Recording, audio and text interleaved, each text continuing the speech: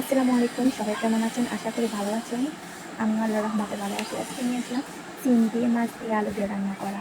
Tomato নিয়েছি, কাঁচামরিচ নিয়েছি, পেঁয়াজ নিয়েছি, সাথে সিমগুলো আমি ভালোভাবে কেটে নিচ্ছি। তারপর আলু কেটে নিচ্ছি। এগুলো কাটা শেষে তারপরে আমি এগুলো ভালোভাবে ধুয়ে নিচ্ছি। ভালোভাবে ধোয়ার পরে ভালোভাবে ধুয়ে নিচ্ছি আমি পানি দিয়ে।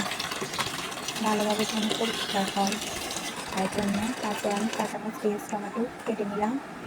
দেখছেন অনেক সুন্দর দেখা যাচ্ছে। কাটার পর আমি তারপর আলু সিমগুলো নিয়ে আলু সিমগুলো একসাথে তারপরে আমি পাতিলে তেল ঢেলে দিলাম। তারপর মাছ দিব, হলুদ দিব, লবণ দিব। এগুলো দিয়ে আমি সবগুলোকে আমি মিক্স করে কষিয়ে ফেলবো। দেখতে পারবেন তার সাথে মাছ দিব আমি। ভালোভাবে নাড়াচাড়া করবো। তেলের সাথে পেঁয়াজগুলো আছে, হলুদ দেওয়ার পরে একটু লবণ দিব, কাঁচামরিচ দেবো এগুলোর সাথে আরও ভালোভাবে নাড়াচাড়া করবো যেন ফিনিশিং হয়ে যায়, যেন না করে। তারপরে আমি মাছ দিয়ে দিলাম, তারপর একটু পানি দিয়ে দিলাম যেন না পড়ে এগুলা।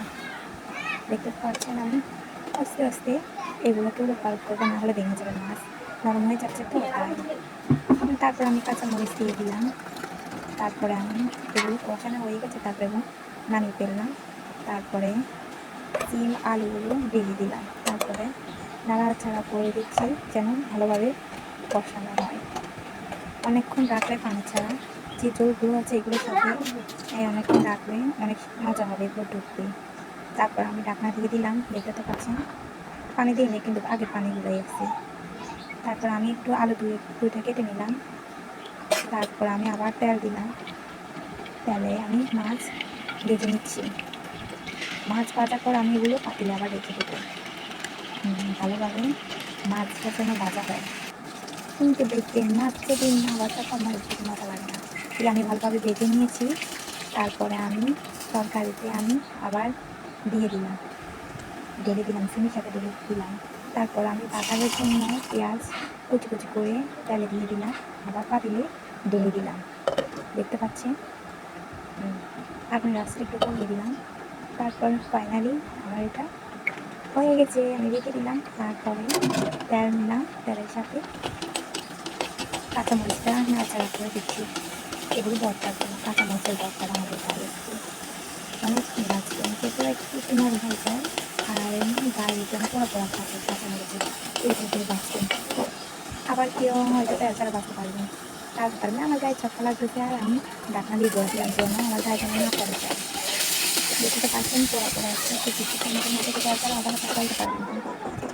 ভালোভাবে আমি তারপরে হয়ে গেছে আমার এটা তৈরি করা হয়ে গেছে। এগুলো সবগুলো রেডি হয়ে গেছে। কাঁচামরিচ, ধনে পাতা, আলু, পেঁয়াজ, আর আপনার একটু মাছ দেখায় নাই। তারপরে এগুলো আমি নিয়ে ভালোভাবে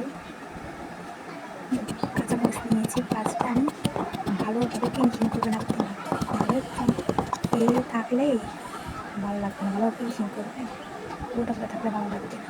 তারপর আলু নিচ্ছি ভালোভাবে, আলুকেও না একেবারে মিশিয়ে যায় যেন, একসাথে সবগুলো যেন মিক্স হয়ে যায়, ওইরকম করে নিচ্ছি আমি, রেডি করে দিচ্ছি। তারপরে লবণ দিব একটু, তার সাথে পেঁয়াজ দিব, মাছ দিব। এই পেঁয়াজটা আগানো হচ্ছে, মাছ দিব। পেঁয়াজটাও বেশি না, পেঁয়াজটাও কম করে খেতে করবো, কম করে যেন না ফিনিশিং হয়। মাছ নিয়ে আসছি, মাছ দিব, লবণ দিব, ধনে পাতা দিব। হয়ে গেছে ভর্তা, খুবই সুন্দর। তারপর আমার ভর্তা বানানো হওয়ার পর রেখে দিয়েছি।